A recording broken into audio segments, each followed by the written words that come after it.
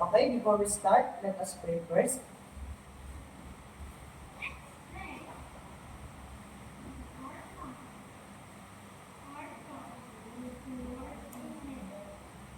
Will be thy name, thy kingdom come, thy will be done, on earth as it is in heaven. Give us this day our daily bread, and forgive us our trespasses, as we forgive those who trespass against us. And lead us not into temptation, but deliver us from evil.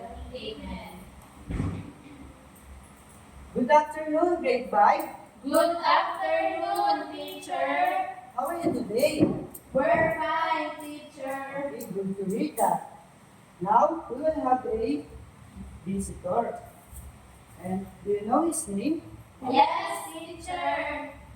What is his name? Winnie the Pooh. Okay, our friends who wants to energize ourselves. Okay. Okay, everybody please stand up. Shake them just like this. Shake them just like this. Shake them just like this. And roll your hands. Wiggle them just like this. Wiggle them just like this. Wiggle them just like this. And roll your hands. Okay, did you energize grade 5? Yes, teacher.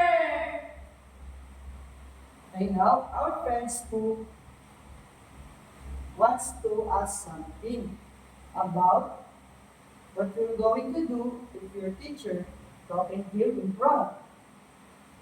Yes, Rosalie? Listen to the teacher. Okay, what? And how about if you say something? If you want to say something. Yes, Carmela? We're going to raise our hands. Okay, very good. Now, these are our classroom rules. Okay, grade 5. Please read. Classroom rules. Be ready to learn. Listen carefully. Raise your hand if you want to speak. Love and respect each other. Is that clear, grade 5?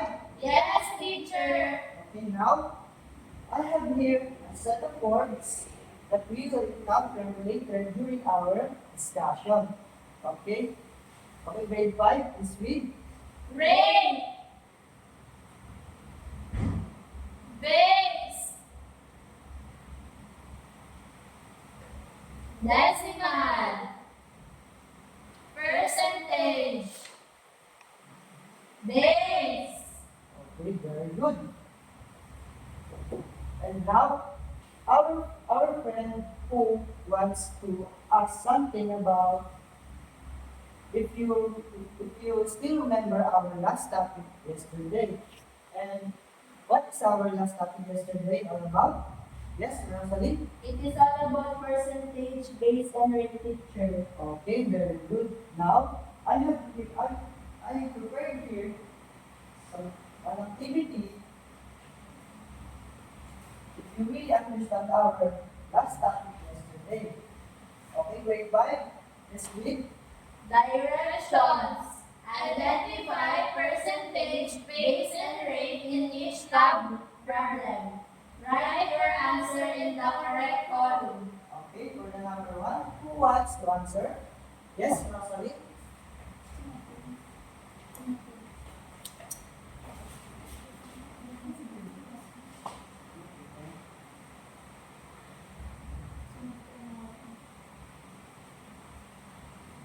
Okay, do you think Rosalie's answer is correct? Yes, Okay, teacher. very good. How about for the number 2? Who wants to answer? Teacher. Yes, Carmela?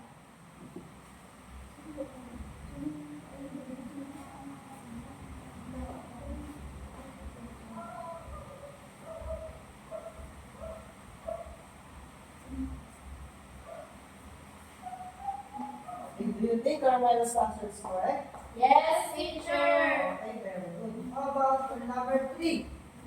Yes, Rosalie?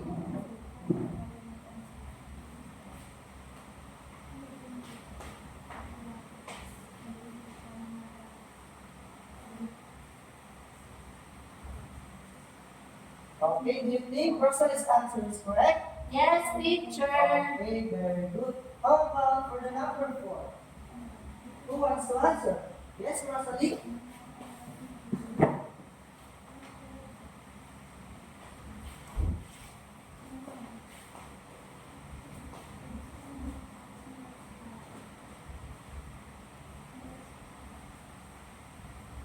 Okay, very good. How about for the last number?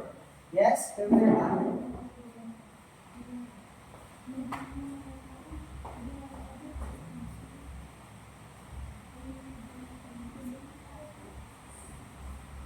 Okay, do you think Carmela's answer is correct? Yes, Okay, teacher. very good. Our friend who is very happy because she still remember our last topic yesterday. Now, our friends who need one volunteer to solve this puzzle. Okay, who wants to volunteer? Yes, Rosalie?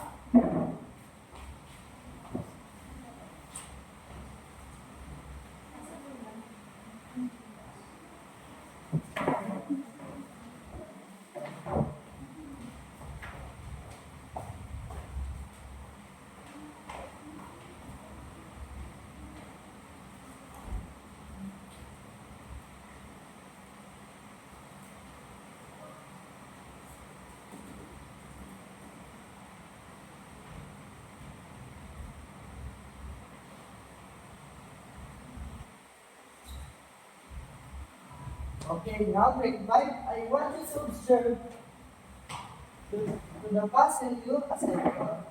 Now, what did you observe about the puzzle? The puzzle you assembled. Yes, Rosalie? There is a beach, teacher. Okay, very good. What do you think? What do you think is the name of this beach? White beach, teacher. Okay, very good. Have you been in White Beach before? Yes, teacher. Okay. What do you think the things we can buy in White Beach? At White Beach? Yes, Rosalie? Bags, souvenir, and slippers, teacher. Okay, very good. Did you experience buy something or souvenirs here in White Beach? Yes, teacher. Okay. What are the things did you buy at White Beach? Can you give one example? Yes, Rosalie? Bag, teacher. Okay. Did you experience to to buy bag? To did you experience buy a bag with a discount? Yes, teacher. What did you feel when you buy it with discount? Happy, teacher. Okay, very good. What do you think? And what else? What did you feel? If you buy something with a discount at White Beach, do you feel do you think you save the money? Yes, teacher. Okay, what do you think is important of save money? Can you repeat that question, teacher? What do you think? What do you think is the important of save the money? Yes, Rosalie? It is important, teacher, because saving money we will have extra money for other needs. Okay, very good. It's important for us to have extra money and to save money for the other needs or uses.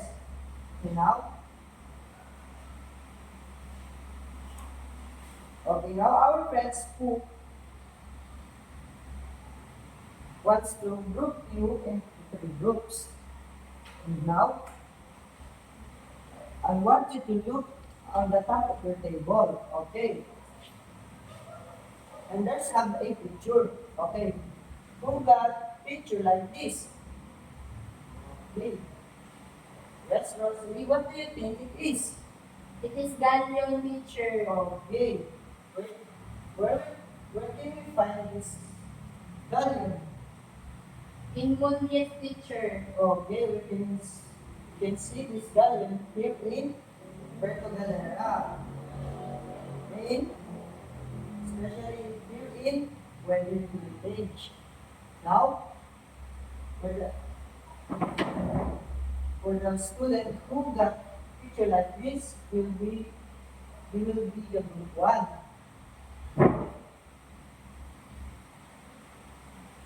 How about picture like this? Who got picture like this? Yes, Rosalie. Where do you think we usually saw this picture or souvenir? At the beach teacher. Okay, we can saw this souvenir here in Puerto Galera. Now, the student who got picture like this, you will be the two. Okay. How about this picture?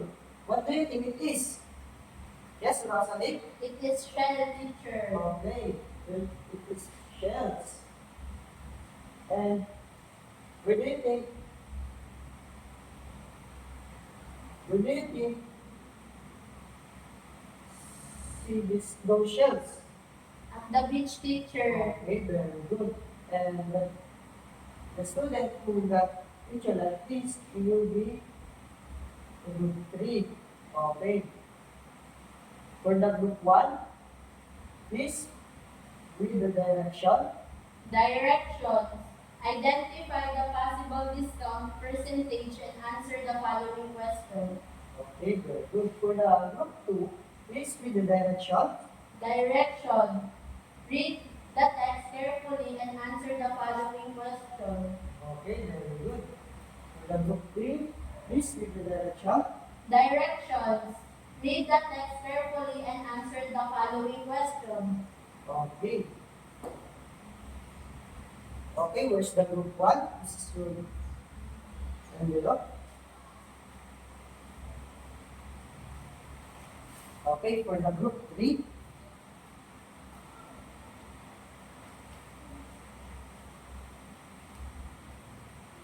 and you only have 5 minutes to do your activity. Can you now start? And if you are done, just clap your hand and face your activity.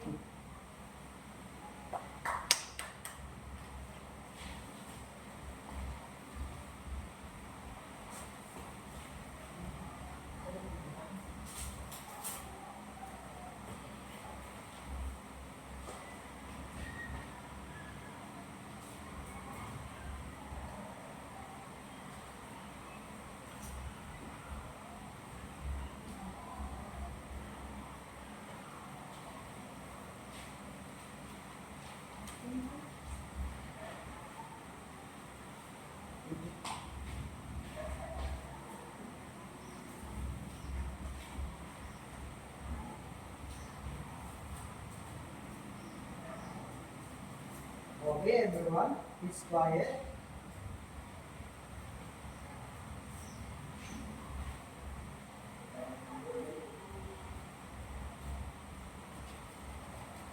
Okay, let us check.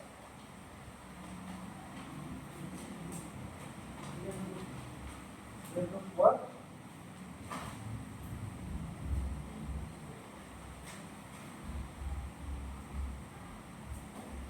Will it group 1?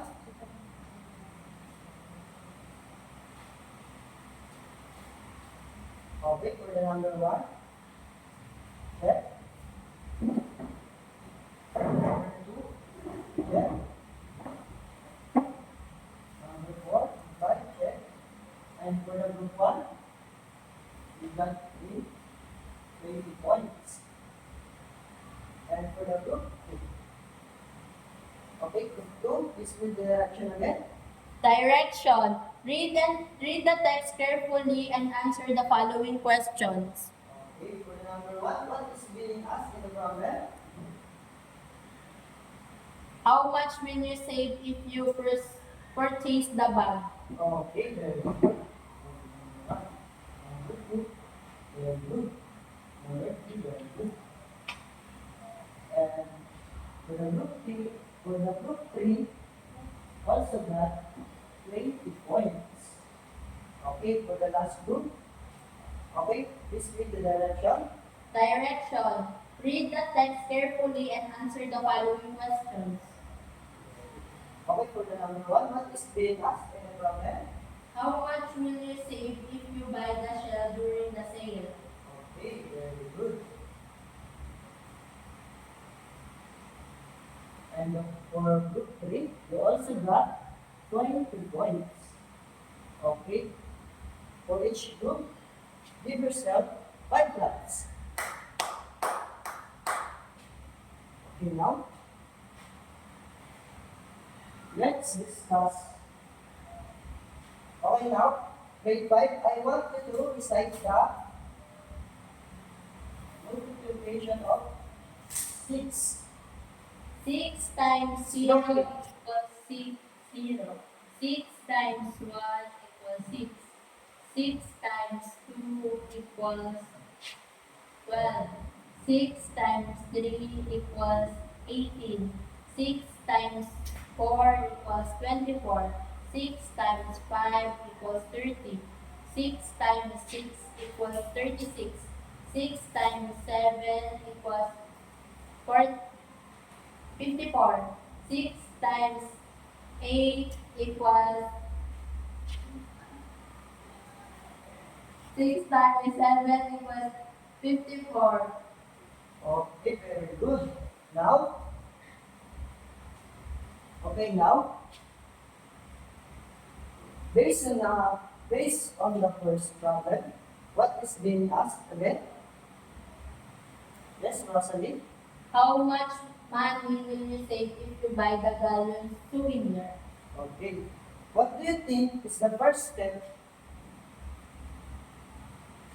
Before that, based on the problem, what is the given? What is the given? How much money will you save if you buy the galleon souvenir? Okay, my question is, what is the given given in the problem? Yes, Julius? 250 and 15%. Okay. 250 and 250 and 15%. 15%. 15%. Okay, very good.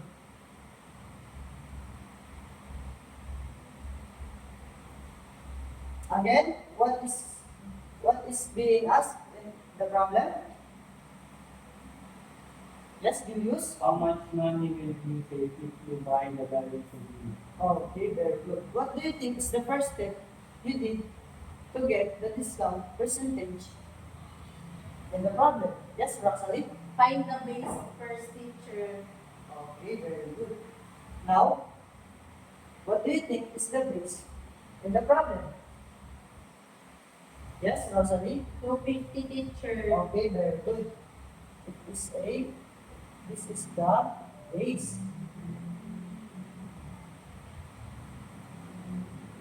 Now, what is the next step after finding the base?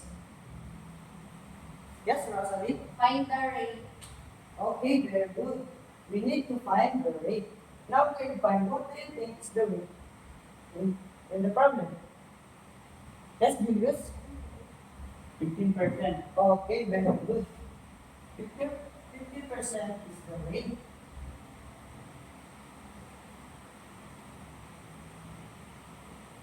Again, what is the base in the problem? Based on the problem? Yes, Julius? 250. How about the rate? Yes, Julius again? 15%, sir. 15%. What do you think? What do you think the base and rate and percentage all about? Anyone? Yes, Rosalie? Percentage is a part of a whole and the total in the base. Okay. Again? Percentage is a part of a whole and and the number with the percentage sign is the rate. Okay. Thank you, Rosalie. Okay, grade 5. Miss Lynn. Percentage is a part of a whole and total is the base and the percent sign is the rate. Now, if we found and get the rate, what is the next step? Need to do. Yes, Rosalie? We will change the rate first to decimal form picture. Okay, very good. In what way we're going to change the, in what way we're going to change or to convert into decimal form? Yes, Rosalie? By moving the decimal point 2 times to the left picture. Okay, by moving to the decimal 2 times on the left side of and let's start this.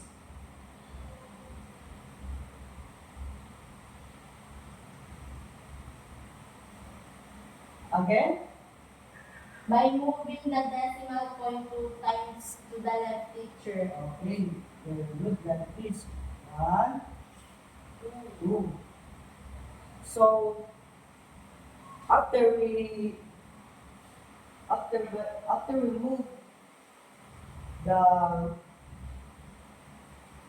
we move the decimal form of 15,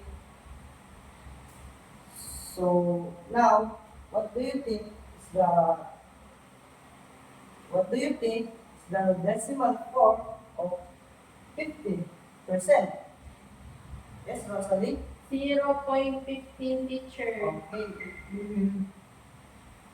will be 0.15.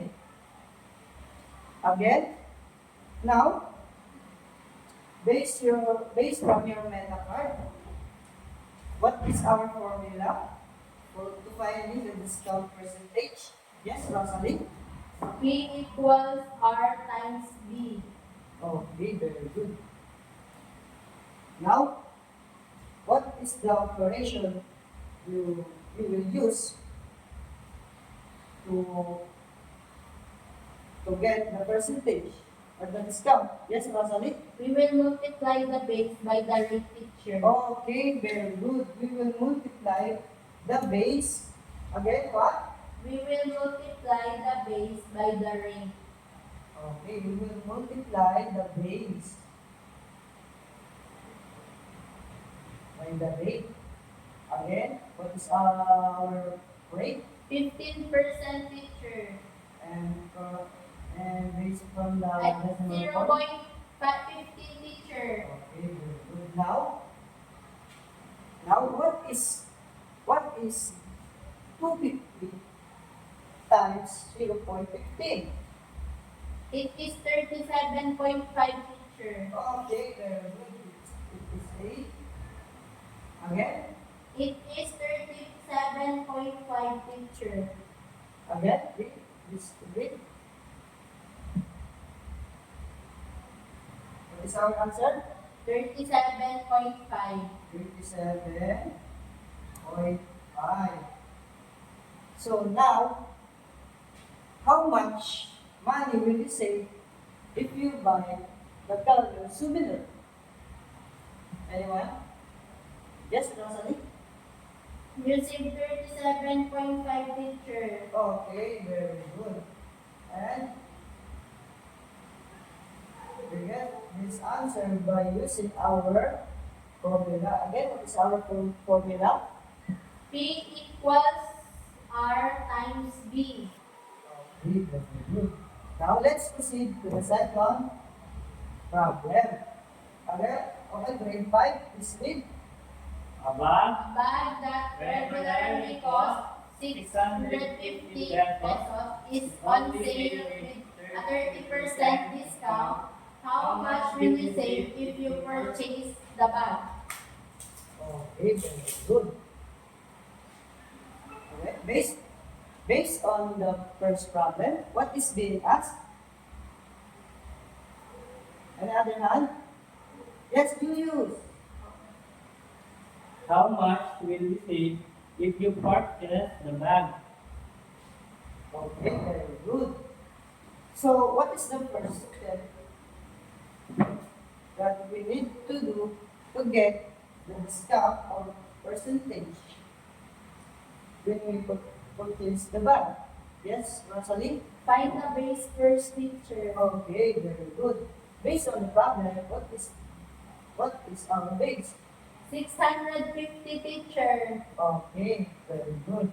The base is 650. Now, what do you think? What do you think is the next step after finding the base? Okay, yes, Julius? Find the rate, teacher. Okay. Now, based from the problem, what is the rate? Yes, Rosalie? 30%, teacher. Okay, we have 30%. Again, what is our base? Yes, Rosalie? 650, teacher. Okay, and how about the rate? 30%. Okay. If we found and get the rate, what is the next step need to do?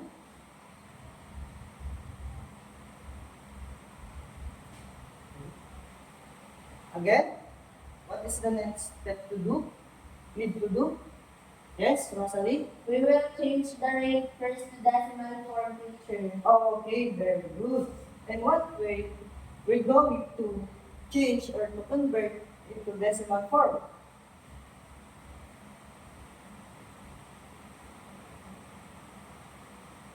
In what way? We by moving the decimal point 2 times to the left, Okay, very good. By moving the decimal, decimal point 2 times to the left. okay, 2 times to the left. Okay, let's ask count. Grade 5. 1, 2. Okay. Now? Okay, now? What is our decimal form or of 30%? Yes, Rosalie? 0.30, teacher. Okay. It will be 0.30. 30. Okay, now. Okay, again, what is our formula to find the discount percentage? Yes, you use? P equals R times B. Okay, very good. Now, what is the operation you will use to find the percentage? Yes, Julius? We will multiply the base by the rate, teacher. Okay, very good. We will multiply the base by the rate. Again, what is our base? 650. Okay. And now what is our rate now? 0.30. Okay, very good. Again, what we're going to do? We will multiply the base by the rate, teacher. Okay, very good. So, what is 650 times 0.30? Yes, Rosalie? 195, teacher. Okay, 195. Okay, we will answer the question. Okay, now, how much will you save if you purchase the bag? Okay, Rosalie? You save 195, teacher, if you purchase the bag. Okay, very good. You will save 195. Okay, okay, now let's proceed to the third problem.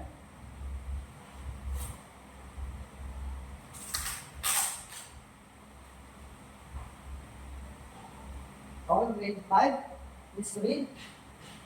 At White Beach, a big shell that normally sells for 480 pesos is being offered at a 25% discount. How much will you save if you buy the shell during the sale? Okay, based on the third problem, what is being asked? Yes, Rosalie? How much will you save if you buy the shell during the sale? Okay, very good. Now again, what is the first step? You did to get the discount or percentage. Yes, Rosalie?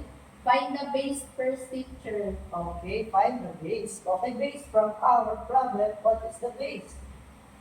Yes, Rosalie? 480 pesos, teacher. Okay, 480 pesos. And after we find the base, what is the next step? After finding the base? Yes, Julius. Find the rate, teacher. Okay, find the rate. Based on our problem, based on the third problem, what is the rate? Yes, Julius. The rate is 25%, teacher. Okay, 25%. Now, what did now if we found the rate and if we found and get the rate, what is the next step need to do? Yes, Rosalie? We will change the rate first to decimal form, teacher. Okay, very good. Again, in what way we're going to change the decimal form? To convert it into decimal form. Yes, Julius?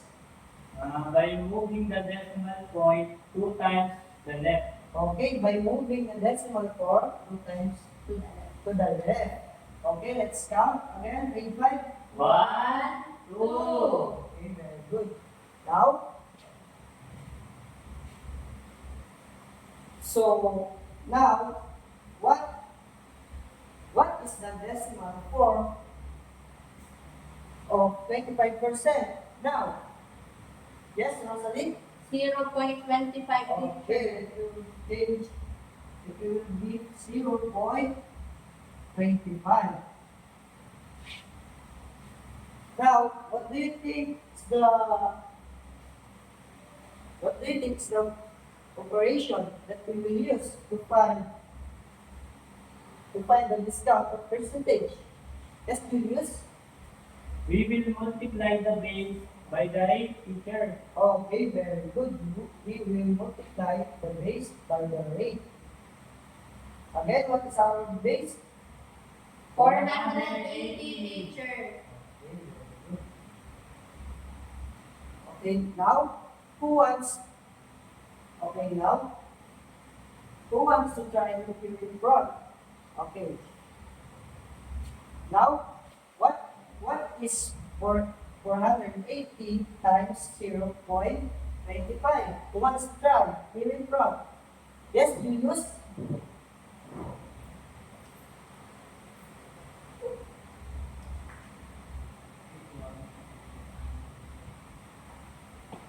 Okay, do you think Julius' answer is correct? Yes, teacher. Okay, now, how much will you save if you buy the shell during the sale? 120, teacher. Okay, 120 pesos. Very good. And what is our formula again? What is our formula to get the percentage or the discount? Yes, Rosalie? P equals R times D, teacher. Okay, very good. This is our formula. Okay, now, how can you find the percentage in a given problem? Yes, Julius? We can find the percentage in a given problem by finding the base and rate in the problem and convert the rate into decimal from form and multiply the base by the rate. Okay, very good. 25 is the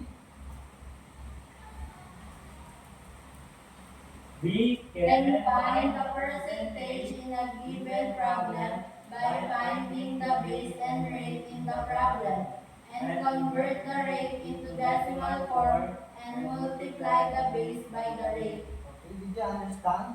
Yes? Yes, teacher. Okay, now I am here activity, and all you need to do is click the correct answer. Okay, for the number one, who wants to try?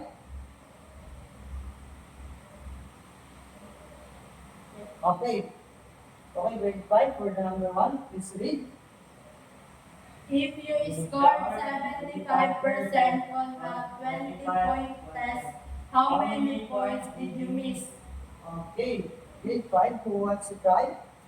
Yes, Rosalie?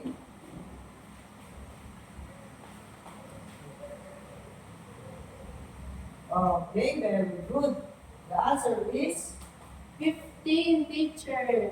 okay, again, the answer is 15. 15 points, teacher. Okay, very good. How about the second? Okay, how about the number 2? Please read. If you have used 40% of the 100 ml alcohol, how much ml of alcohol was used? Okay, who wants to try? Okay, do use. Please come in front and click your answer. Okay, very good. The answer is 40 40 ml, teacher. okay, very good. For the number 3. Your mother gave you 50 pesos for snack. You spent 20% of it. How much did you spend? Okay, Teacher. who wants to try? Yes, Rosalie. It is 10 pesos, teacher. Okay, very good. The answer is 10 pesos, teacher. okay. For the number 4, okay, grade 5 is read. Your sister needs money for her project, but she doesn't have enough money. You want to give her 50% of your 500 pesos from your savings. How much will you give to your sister? Teacher. Okay, who wants to answer? Yes, Rosalie.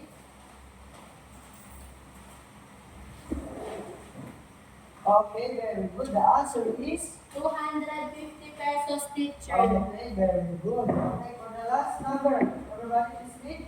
During pandemic, your father plans to plant vegetables on a garden lot. You already planted 60% of your 50 slots. How many slots have been planted? Okay, who wants to try? Teacher. Yes, Rosalie, please come in front. Okay, very good. 30 plots, teacher. Okay, very good. Again, what's the answer? 30 plots, teacher. Okay, very good. Now grade 5, how can we find the percentage in a given problem? Yes, Rosalie? We can find the percentage in a given problem by finding the base and rate in the problem and convert the rate into decimal form and multiply the base by the rate. Okay, very good. Okay, grade 5, everybody, please read. We can find the percentage in a given problem by finding the base and rate in the problem and convert the rate into decimal form and multiply the base by the rate. Okay, very good. Did you understand our discussion? Yes, teacher. Okay. Since you really understand our discussion, I prepared here an activity and all you need to do is use the letter of the correct answer. Okay, grade 5, please read the direction. Direction. Find the percentage in a given problem. Choose the letter of the correct answer. Okay. For the number 1, I will read for the number 1. I want to collect 1,000 tons of wood. I am 50% complete with my final goal. How many tons did I collect? Okay. Are you done? Yes, teacher. Okay, for the number 2, all grade 5, please read. I am saving my money for a 750 video game. If I have saved 25% of the money I need, how much money have I saved? Are you done? Yes, teacher. Okay, for the number 3, please read. There are 12,000 election volunteers in Barangay Poblacion due to the tedious task given to some of them. 30% of them were not able to vote. How many of them were not able to vote? Okay, are you done? Yes, teacher. Okay, for the number 3, grade 5, please read. Which of the following is the correct answer about 20% of 5,000? Okay, are you done? Yes, teacher. For the last number. There are 60 mangoes in a basket. If 16% of them are ripe, how many ripe mangoes are there? Okay, are you done? Yes, teacher. Okay, very good. Okay, for your assignment. Okay, grade 5, please the direction. Directions. Read the problem carefully and solve for the percentage. Show your complete solution using this formula. P equals R times B and write your final answer. The problem is there are 200 students in the school. 45% of them are girls, and how many girls are in the school? Okay, is that clear? Grade 5. Yes, teacher. Okay, and that's all our lesson for today. You may now leave. Thank you, grade 5. Thank you, teacher.